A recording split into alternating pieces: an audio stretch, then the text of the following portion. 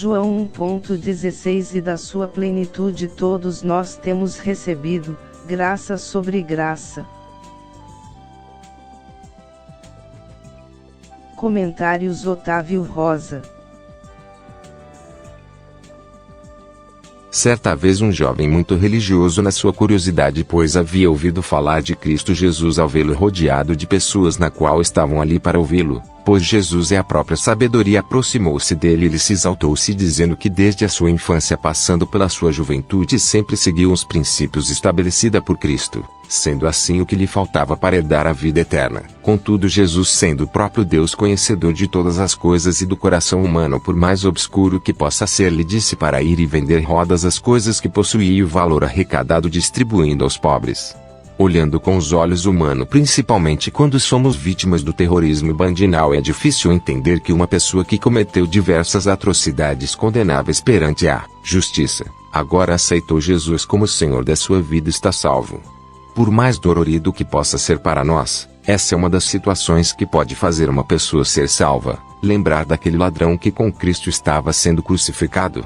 Ele, pela fé verdadeira em Cristo Jesus, foi justificado, sendo o primeiro a entrar no reino dos céus ao lado de Cristo. Jesus Cristo tem examinado o nosso coração. Se não concordamos que uma pessoa que cometeu diversas atrocidades pode ser salvo, estamos dizendo que Cristo é uma farsa. Logo, por melhor que sejamos, não temos fé verdadeira em Cristo Jesus, sendo assim não digno do reino dos céus.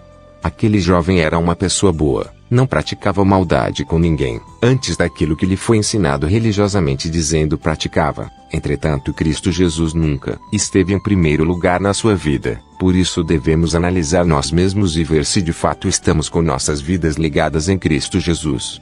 A igreja primitiva em sua formação era de pessoas na maioria pobres, sem condições de buscar na medicina soluções para suas enfermidades, ou de pessoas que buscavam uma nova perspectiva de vida. Isso durou aproximadamente por 400 anos na era cristã, que começou a mudar a partir da conversão do imperador Constantino, onde acabou elitizando a igreja cristã católica.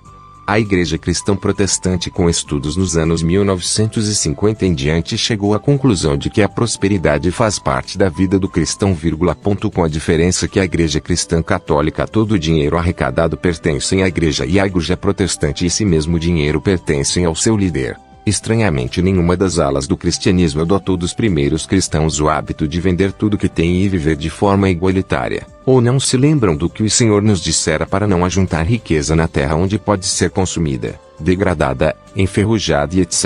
e tal. Mas que deveríamos ajuntar tesouros no céu, onde nada disto pode destruir. Sendo assim, não a nossa bondade ou nossas práticas religiosas que determina a salvação, e sim a fé exclusivamente em Cristo Jesus. Se temos dificuldade para aceitar que uma pessoa que cometeu atos ilícitos perante a lei pode se tornar um seguidor de Cristo Jesus, talvez nós não sejamos aptos para tal graça, pois não é o que nós façamos que nos torna dignos dessa graça sobre graça derramada por Cristo Jesus sobre nós por meio do seu sangue.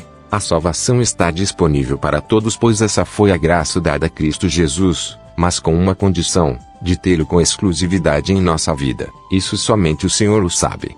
Sendo assim, todos nós, do religioso ao criminoso regenerado, passando pelos que não seguidores de Cristo Jesus, diante dele para sermos honrados ou condenados. Aquele jovem rico, na sua religiosidade, foi condenado por ter em seu coração outras coisas que não fosse Cristo Jesus. Por outro lado, aquele ladrão foi perdoado porque o seu coração só tinha espaço para Cristo Jesus.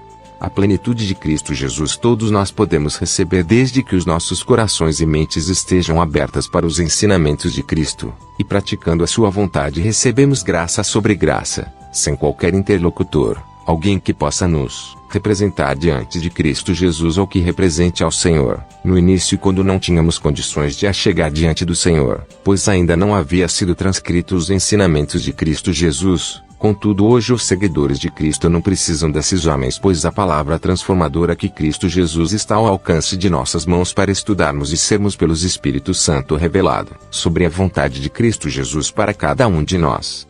Porém, se não procuramos entender sobre Cristo estudando a Bíblia Sagrada, não passamos de religiosos, sem a que a graça de Cristo de fato nos alcance. E é a plenitude de Cristo Jesus na graça derramada sobre nossas vidas que nos tornam dignos de entrar no reino dos céus. A graça sobre graça derramada sobre nossa vida, purificando nosso coração.